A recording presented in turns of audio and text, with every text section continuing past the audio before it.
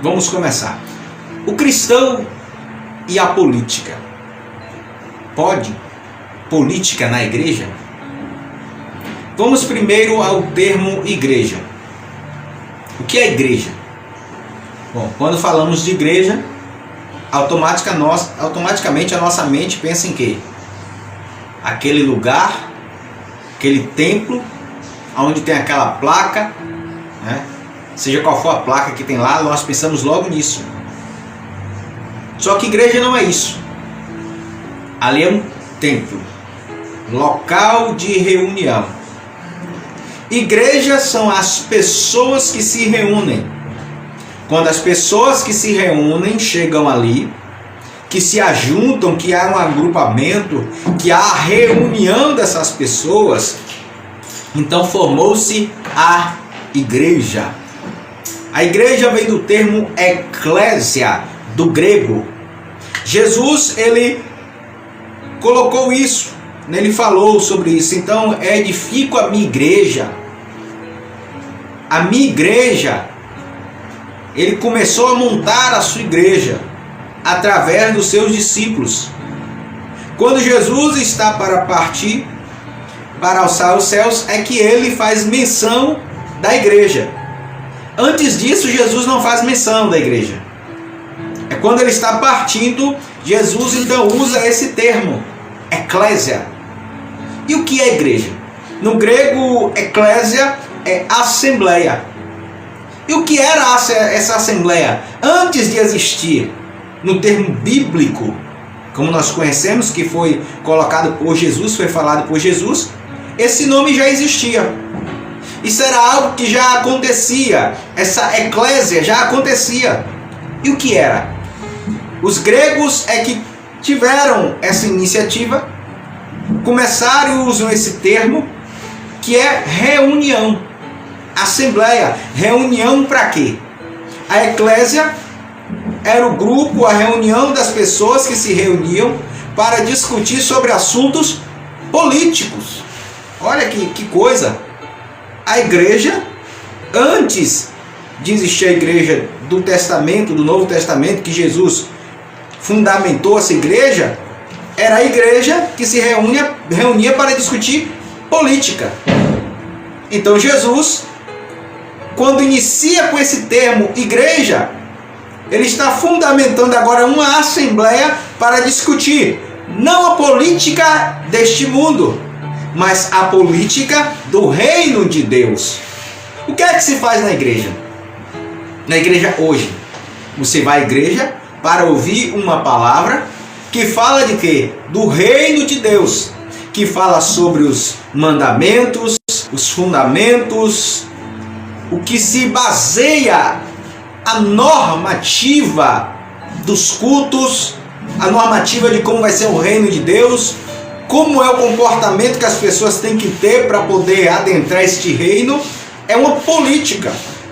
Embora esse termo, para os dias de hoje, pareça estranho nós falarmos sobre isso.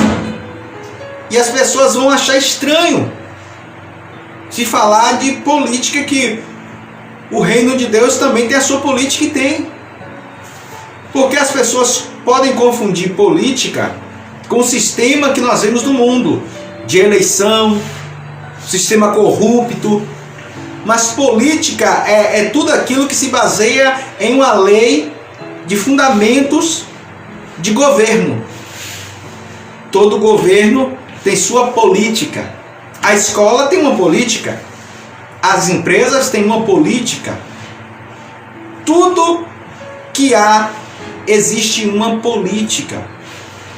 A política são as leis que fundamentam as normas das pessoas que ali vão viver, que vão trabalhar, que vão estudar. Isso é política. Só que para nós esse termo ficou um termo meio que pejorativo.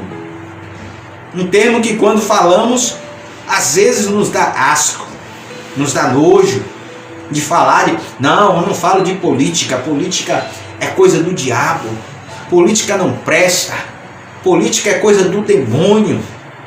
Não, não é. Não foi, nunca será. Ele simplesmente se apropria de pessoas que têm um intuito maligno dentro da política, para usar a política para os seus artifícios, para os seus malefícios, para tudo que existe de ruim. É isso que Satanás ele faz. Mas e a igreja? A igreja, ela tem a ver o que com isso? A igreja tem a sua política. Só que a política que nós vamos discutir hoje é justamente a política governamental, a política que nós vivemos neste mundo, o mundo que nós vivemos. Política na igreja. Pode-se falar de política na igreja? Pode. Você é cidadão deste mundo? Aí você pode dizer, não, eu não sou, eu sou cidadão dos céus. Minha pátria é os céus. Paulo ele já deixou isso claro quando ele escreve a sua carta lá aos Efésios. Ele diz que a nossa cidadania está nos céus. Sim. Mas além de ser cidadão dos céus, você também é cidadão terrestre. Não esqueça que você está em um corpo de carne. Você está em um corpo de carne. E o corpo que vai herdar o reino dos céus não é um corpo de carne, é um corpo imortal.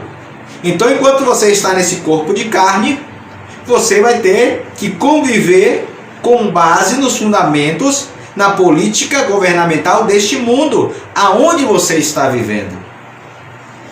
Então, enquanto você estiver aqui, você também é cidadão da terra. Veja que Paulo mesmo, ele falando que ele é um cidadão dos céus, quando ele foi preso, e a Bíblia diz que ele foi açoitado porque ele havia libertado uma mulher que estava aprisionada por um espírito maligno, e os romanos prendem ele, e vai ali e açoitam ele. E quando açoitam ele, ele diz, vem cá, podem açoitar um cidadão romano sem que antes haja um julgamento justo? Aqueles homens ficaram atemorizados, porque não podia se prender um cidadão romano e se aceitar ele sem que houvesse um julgamento antes. Paulo ele usa a sua cidadania romana, cidadania terrena, para se livrar daquela situação em que ele se encontrava ali. Ou seja, você também, como cidadão da terra, você tem que usar a sua cidadania terrena para exercer o seu direito de voto, de votar em algum candidato. Ou, se você tiver interesse, quiser, de você se candidatar.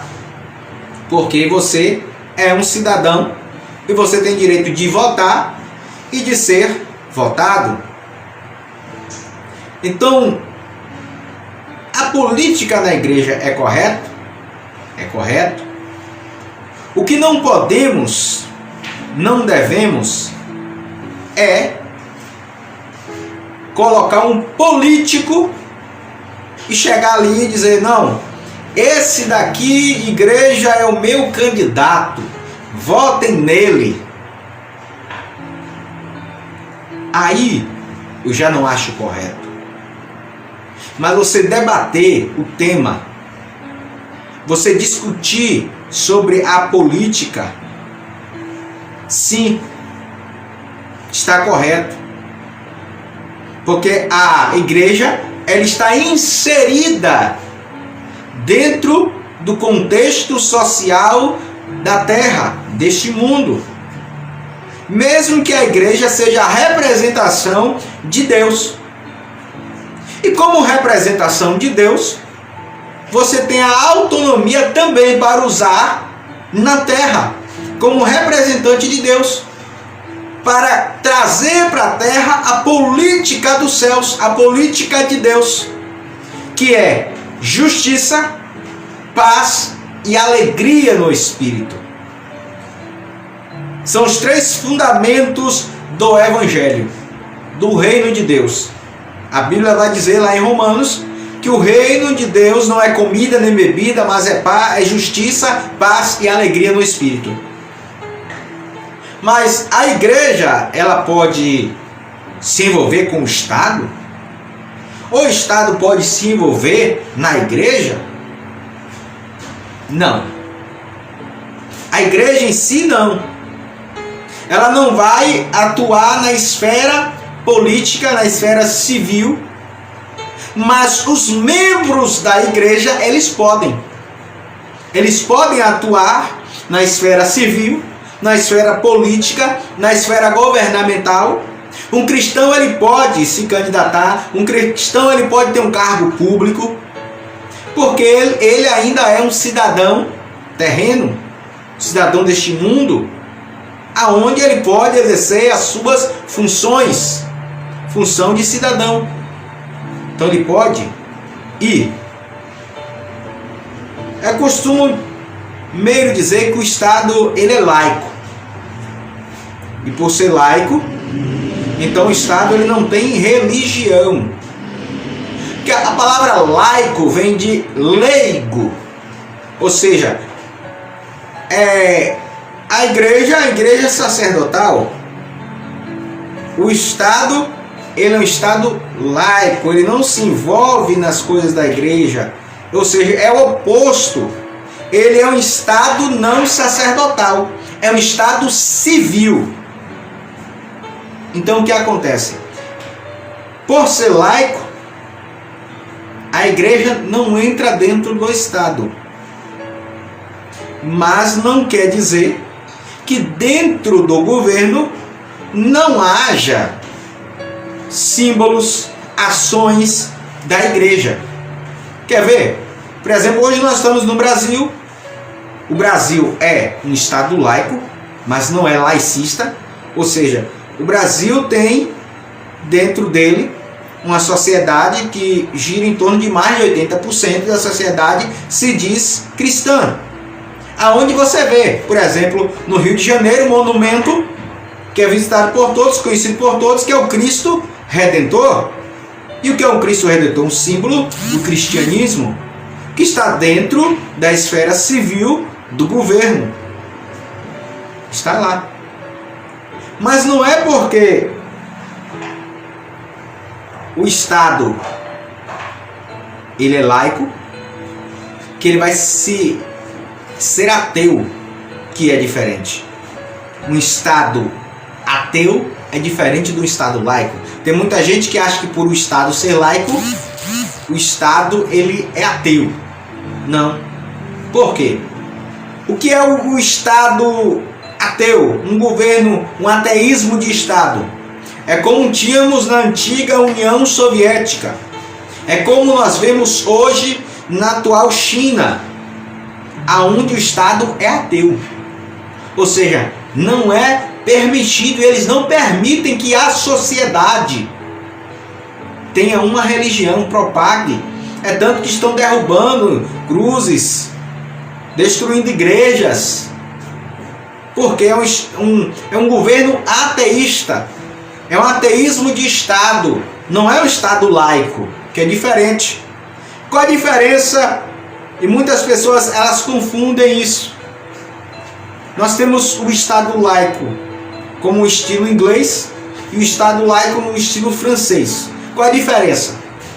No Estado laico no estilo inglês, por exemplo, alguém chega numa escola e diz assim: olha, eu falo com o diretor, eu quero montar um grupo de estudos aqui bíblico para a gente dar algumas palavras durante um horário de intervalo, uma sala ali onde a gente possa se reunir.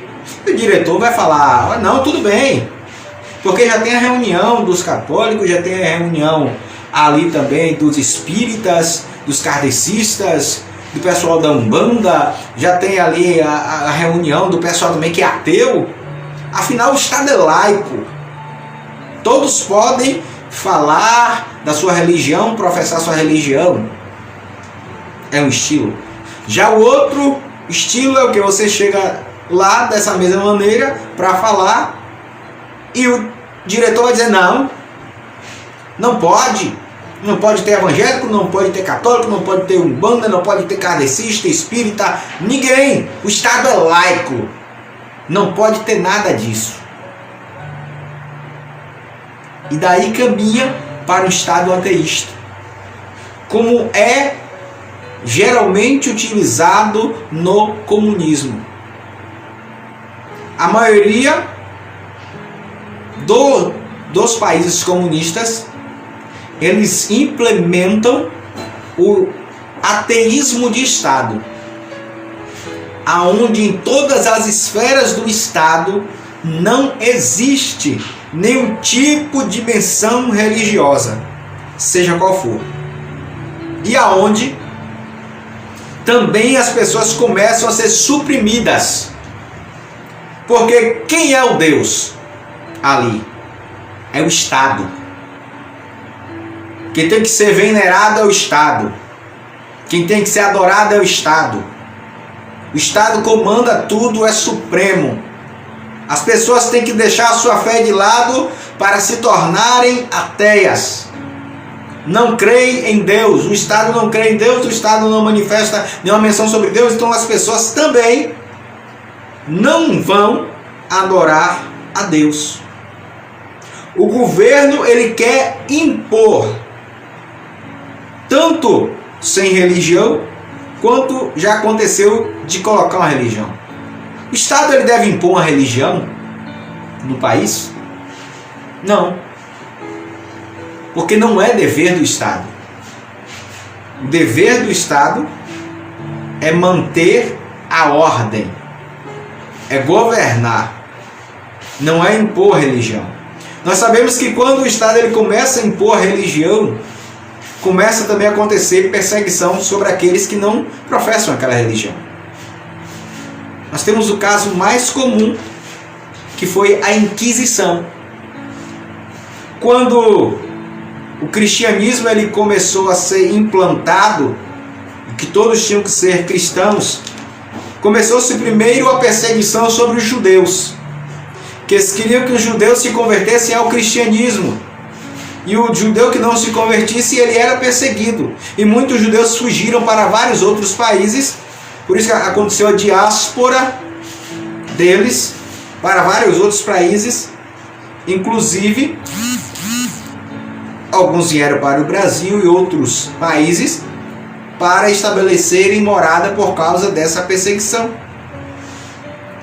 E tem também quando o cristianismo, que se tornou universal, ele agora começa a perseguir aqueles que já não professavam aquela fé cristã da época, que era o catolicismo.